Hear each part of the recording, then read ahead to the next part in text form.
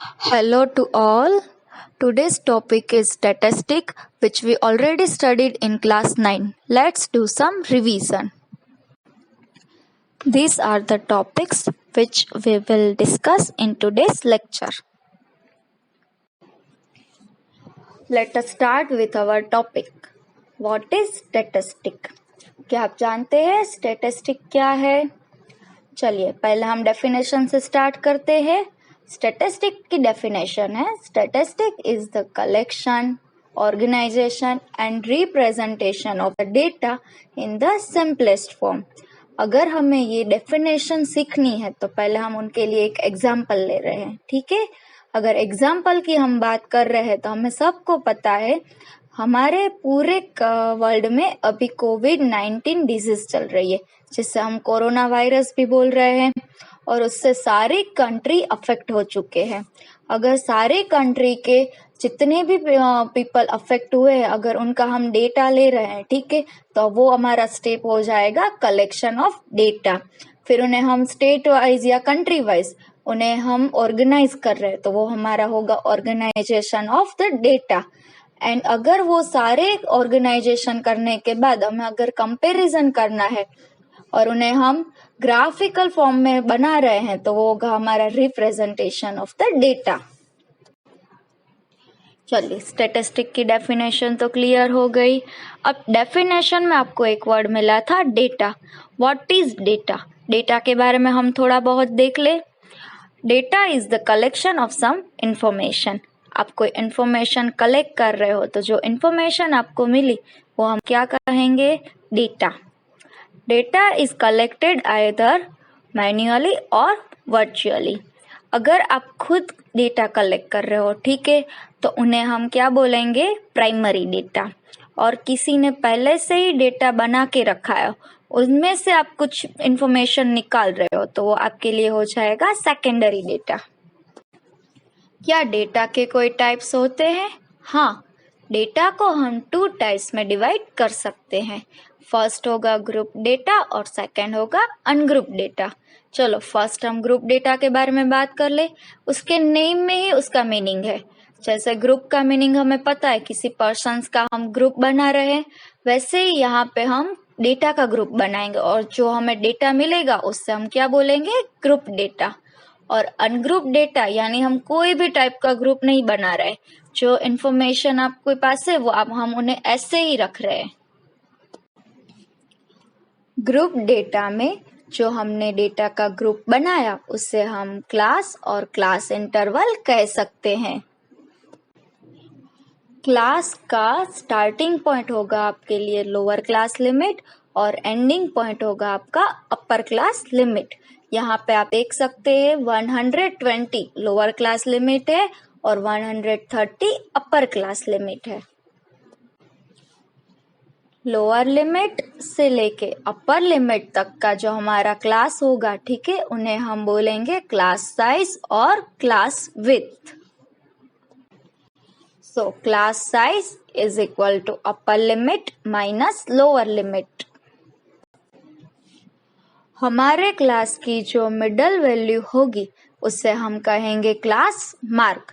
So class mark is equal to upper limit plus lower limit upon 2. What is mean?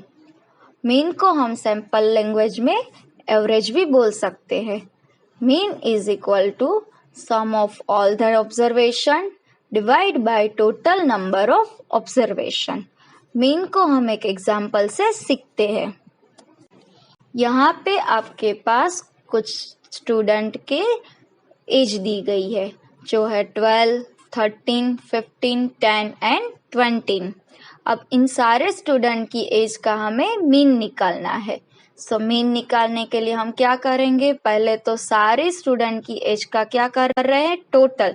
It means 12 plus 13 plus 15 plus 10 plus 20, और उन्हें हम total number of student से divide कर रहे हैं. और यहाँ पे हमारे टोटल नंबर ऑफ स्टूडेंट्स है 5. सो 5 से डिवाइड कर रहे हैं. और अगर आप टोटल निकाल रहे हो, ठीक है, सारे स्टूडेंट की एज का, तो वो आपको मिल रहा है 17. उससे आप 5 से डिवाइड कर रहे हो तो आपको आंसर मिल रहा है 14। सो हमारा मीन होगा 14। What is mode? Mode is the most frequently observation. हमारे पास कुछ डेटा है, उन डेटा में कोई नंबर बार बार रिपीट हो रहा होगा। जो नंबर सबसे ज्यादा टाइम रिपीट हो रहा है वही नंबर को हम कहेंगे हमारा मोड। चलिए एक एग्जाम्पल से देख लेते हैं।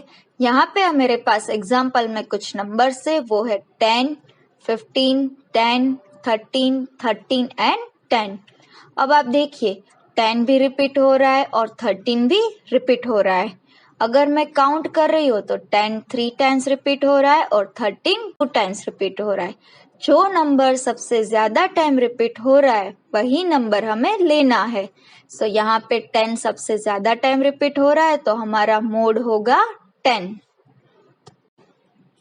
What is median? मीडियन का मतलब होता है जो मिडल में हो। ठीक है, तो हमारे पास जो भी डेटा होगा उसमें भी कोई नंबर ऐसा होगा जो मिडल पे होगा और वही नंबर को हम हमारा क्या बोलेंगे? मीडियन। अब एक और बात याद रखना, हमारा जो मीडियन है वो हमारे पास कितने नंबर ऑफ ऑब्जर्वेशन है उसके ऊपर ऑलवेज डिपेंडेंट रहेगा। अगर मेरे पास नंबर ऑफ ऑब्जर्वेशन ऑड है तो उनके लिए मुझे मीडियन मिलेगा n+1/2 टर्म वाले फॉर्मूला से। अब एग्जाम्पल में यहाँ पे देखिए मेरे पास नंबर है 10, 12, 15, 16 and 20।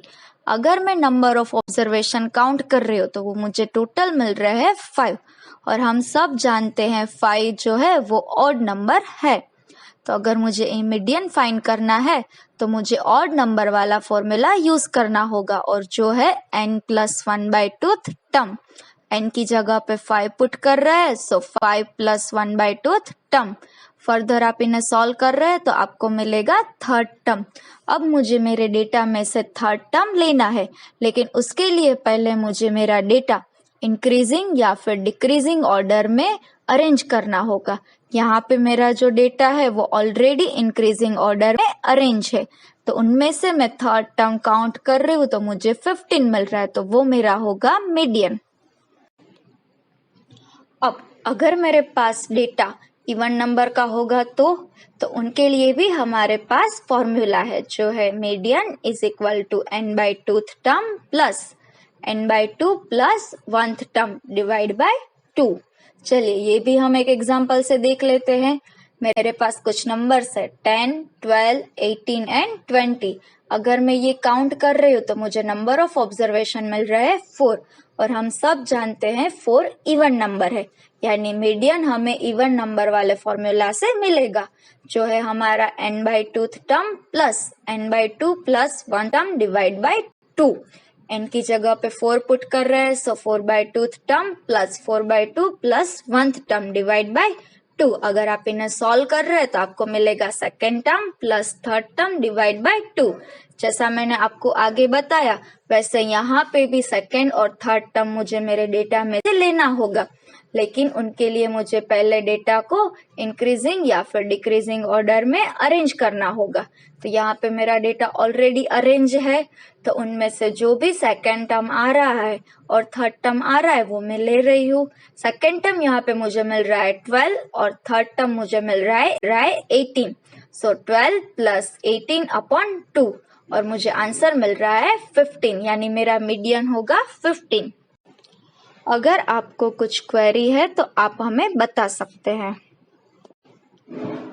Thank you for watching this.